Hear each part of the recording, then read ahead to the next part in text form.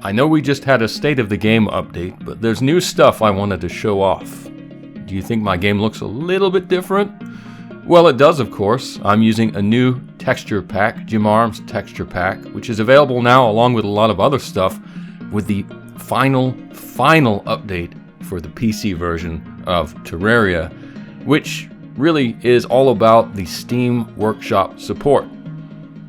And what you see is courtesy of the free Steam Workshop support that has been added with the 1.4.2 patch. There are also bug fixes, quite a few of them, but the Workshop support is certainly the star of the show. And if you're curious what this includes, I'll give a quick rundown of what the Workshop can offer in just a moment, along with statements from Relogic's Loki, and then some classic Discord Q&A also with Loki. But first, well, I wanted to show this. This is a tweet from Senix, the vice president of Relogic, who tweeted it this week, and it confirms what we've already really all but known. Terraria 2, if and when it arrives, will not arrive as their next project. No, Relogic is next going to be working on something entirely different.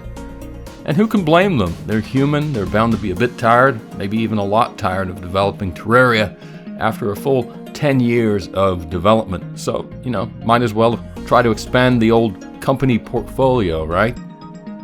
But back to the Workshop. Here's what it includes. World uploads. Loki writes, have a really cool map that you want to share, the best Terraria golf course ever, maybe an epic adventure map that would blow people's minds? This is your chance to share it with the world. And I do have very high hopes for this feature. There are already some well-known map makers out there, of course, several of whom are successful YouTubers. I'm sure this will only encourage more creative maps from them and, of course, other people as well. Next on the list are texture packs. Loki writes, what if the Zenith were a giant banana? That doesn't sound too appealing to us. Ugh. But maybe it's your thing. This is your chance to change up 1, 2, or maybe even all of the sprites in Terraria. And I'm obviously using one of those texture packs for this video.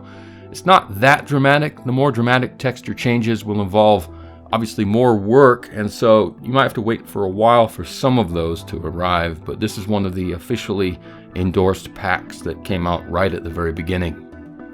Next, it also includes music packs. Loki wrote, want to change things up with the in-game soundtrack? Well, import your custom tunes via this very cool sounding feature.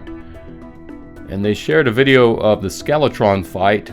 Just so you know, it had altered music once Skeletron appeared. I don't want a copyright strike though, so I'll just include a link to that video in the description in case you want to listen to it. It's pretty funny actually, sort of a play on the Benny Hill theme music. And then finally, what the Workshop provides for are language packs. Loki writes, feel like you can make a better translation or a new one? Want to write your own custom dialogue for the NPCs? This is your lucky day. And so that's what's been added. Pretty neat, right? It's all free too, which is great. And if you're confused about the Steam Workshop, well, I was too, at least at first. But thankfully Lineforce has created a guide. I'll link to that guide in the video description. In regards to the Steam Workshop, Loki wrote the following. In order to help everyone learn how all of this works, both content users and content creators alike, our very own Lineforce handcrafted the guide linked above. This is very comprehensive, covering every topic you could think of around how to get around and use these new features, both for Steam Workshop and for our non-Steam players. We highly recommend that you check this out before getting started. This will always be linked at the top of our Steam Workshop homepage as well via the Learn More button. These features are available to all PC Terrarians, whether you're on Steam or not. However, alongside these new toys comes Steam Workshop support for Terraria, giving players a place to showcase any amazing maps or resource packs that they have created for Terrarians everywhere to download and enjoy. Really, all you have to do once you're in the Steam Workshop, and it's quite straightforward once you get the hang of it, is just subscribe to a module. And then when you load up the game, there's a workshop option on the main menu. Just go in and just load which modules you want activated, and that's pretty much all there is to it. I don't profess to be much of an expert, but I don't think you need to be one, honestly, to use it. So don't be daunted by it. So anyway, Terraria 1.4.2, how far we've come. And now I think the intent is for the floodgates of player-side content to begin to open up, which will be cool. And once Tmod Loader gets 1.4 support, I suspect there's going to be a lot of new stuff to play around with. Certainly hundreds of hours worth of free content, if you have the stamina for that much Terraria, of course. But Loki was also on the official Terraria Discord this week, posting comments that provided some valuable insights into the development of the other versions of Terraria, all of which lag behind where the PC edition currently sits, at least for now. Loki wrote, "Modding beyond PC is best categorized as won't say never, but it's a long shot." And Relogic's Line Force added on to that, "You don't need to ask us, convince Apple and Android, and then we'll talk." Loki also wrote, "Crossplay won't be fully tackled until parity is reached." A user named Happy Banner Enthusiasts wrote, "You mean crossplay is an actual possibility?" And Loki's response to that was, "But at a 50,000 foot view, how to make all of the various first-party systems interact together, how to get first-party agreement to do so, and so on, for example. Mobile and PC could possibly use the IP system, but there's no such thing on Xbox or PlayStation." So they kind of qualified their crossplay with, "It sounds like mobile and PC are easier to wed together than the consoles, but we'll see." Doffbar the Dwarf King writes, "I think my beard is turning gray by just waiting." Loki answered that with, "You'll get a date when there is one. Rushing things like user interface is a really short-sighted bad move. And the user interface customization thing took 3 days? It was a novel solution to the clear dynamic that no one UI will make everyone happy." Loki followed up also with, "And we are darn close to beta. That isn't slow by any measure you want to use. You all will have so many buttons you can press and things you can adjust. It's really pretty cool." Pancake wrote, "I would actually prefer a non-buggy 1.4 than a buggy 1.4.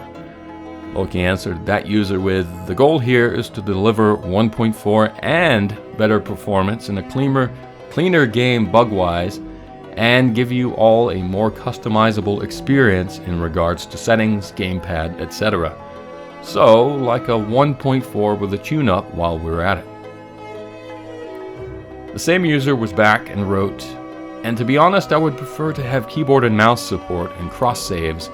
Cross-saves would be amazing."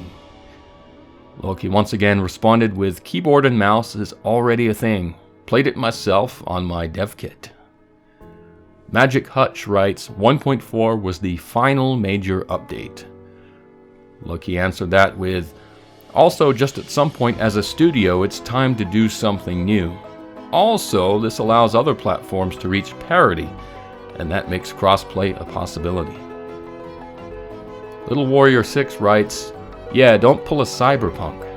In case you haven't heard, Cyberpunk had a lot of bug issues, I believe especially on the console editions, and Loki did respond to that Cyberpunk comment with, "Console deserves to have the same high quality that everyone else has.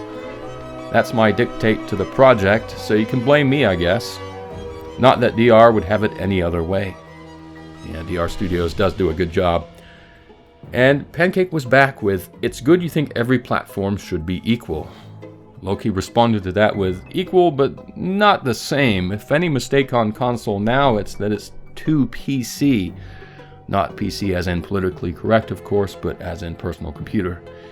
And he continued with, "So we gave DR the freedom to innovate and make a console experience versus just make it exactly like PC." And that makes a lot of sense. You have to play to your strengths, and the Switch is kind of an extreme example of that, being a hybrid console with a touch screen. They're obviously trying to take full advantage of that, and I guess to a lesser extent they can do the same with the other consoles as well, so it's a good design philosophy. Anyway, that's it for now, everyone. That's all the news I could scrounge up, so if you have the PC edition, go and try out the workshop. There's some cool stuff on there.